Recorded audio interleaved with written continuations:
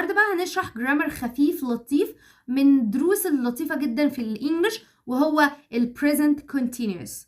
present continuous present continuous present continuous يعني ايه present continuous؟ حاجة بتحصل دلوقتي، حاجة بتحصل في التايم لاين بتاعي، خطة مستقبلية مؤكدة، حاجة انا بالفعل متأكد ان انا هعملها. طبعا كل حاجة ان شاء الله. ناخد اول حاجه تكوينه سهل جدا. احنا خدنا قبل كده ان I معاها am، he وشي وات والاسم المفرد معاهم is، you ووي وthey واسم جمع معاهم are. حط جنب am وis وare verb plus ing بس، ولا بغير حاجه ولا بنقص حاجه. بحط جنب الام واlis والare verb plus ing زي I am teaching now. She is cooking now. She is cooking now. He is watching the TV. He is watching TV. He is watching TV. Okay? طيب نخش في تاني حاجة، النيجاتيف. احنا عرفنا ان خلاص النيجاتيف بحط كلمة not. في النيجاتيف بحط كلمة not جنب am و is و are حط كلمة not. وخدنا الكونتراكشن قبل كده. ايه هو الكونتراكشن؟ I am not, I'm not. I am not, I'm not. He is not, he isn't. He isn't. She is not, she isn't. We are not, we aren't. تعالوا ناخد example. طيب الexamples اللي معايا ايه؟ I am not studying. I am not studying. أنا بتكلم عن الوقت ده أنا مش بذاكر فيه. I am not studying. She is not sleeping. She is not sleeping. قاعدة قدامي اهي مش نايمة. She is not sleeping. They are not playing. They are not playing. هما مش بيلعبوا دلوقتي. تعالوا ناخد بالcontraction. I'm not studying. I'm not studying. She isn't sleeping. She isn't sleeping. They aren't playing. They aren't playing. الquestion اللي بالshort answer am و is و are بعديها subject. خدنا subject كتير. بعد كده verb plus ing. قلت لكم ان الجرامر بتاع ال present continuous ده سهل. الفعل دايما زي am و is و are plus السبجكت plus الverb ing. وعرفتكم ان انا مثلا بدل ما اقول I am teaching now عايزة اسأل نفسي هو انا بدرس دلوقتي، فبقول باخد الام احطها في الاول وارجع الاي ورا. Am I teaching now? Am I teaching now? Yes I am. No I'm not. Are you studying? Are you studying? Yes I am.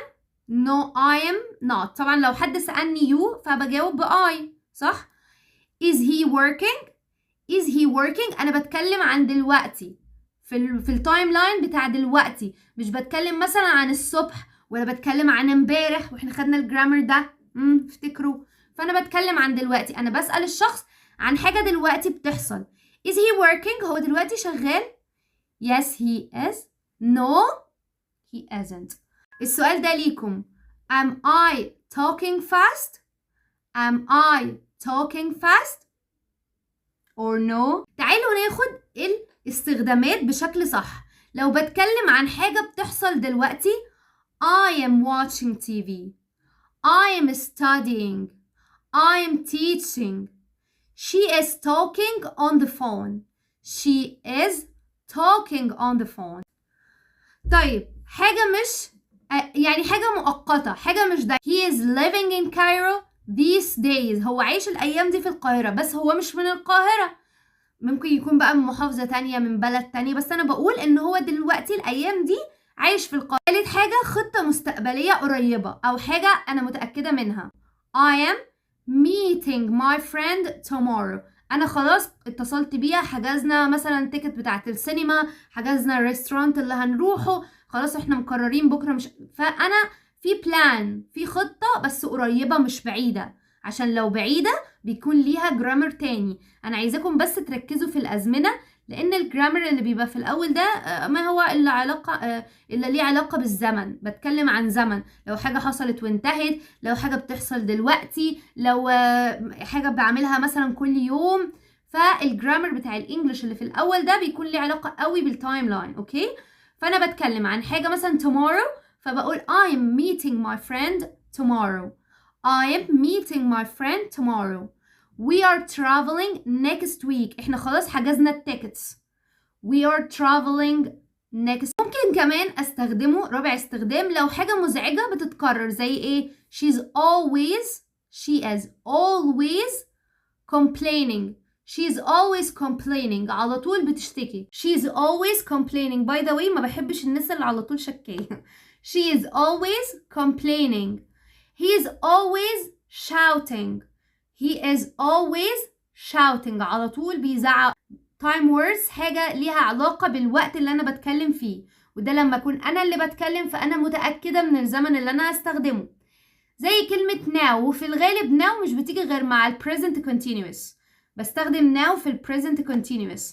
at the moment في اللحظة دي، أنا بعمل حاجة في اللحظة دي. at the moment.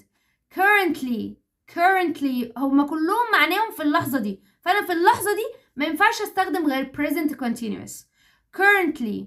right now. these days. طبعا these days ليها دخلات تانية، بس خلينا دلوقتي نقول مع ال present continuous بستخدم these days. today. look أنا هقول لك حاجة دلوقتي، أو look في حاجة بتحصل دلوقتي، فالlook ممكن بتستخدم عامة. look أنا هحكي لك حاجة بتحصل دلوقتي، ممكن أقول له look ده حصل كذا امبارح، فده بستخدم جرامر تاني. لكن look ممكن استخدمها في ال present continuous لو هحكي حاجة دلوقتي أو بخليه بص على حاجة بتحصل دلوقتي. listen. عندي أفعال ما بتجيش خالص مع ال continuous، ما بتجيش مع ال present continuous. ايه هي الأفعال اللي ما بقدرش استخدم فيها am و is و are مع verb plus ing؟ love و like و hate و know و understand و want. love و like و hate و know و understand و want. قولوهم ورايا تاني. love like hate know understand و want. يعني ما ينفعش اقول I am knowing. I know بستخدم معاها ال present simple. I know, I love, I like, I hate. دلوقتي احنا ان شاء الله مش هنتلخبط تاني في ال present continuous ولا في ال past simple ولا في ال present simple.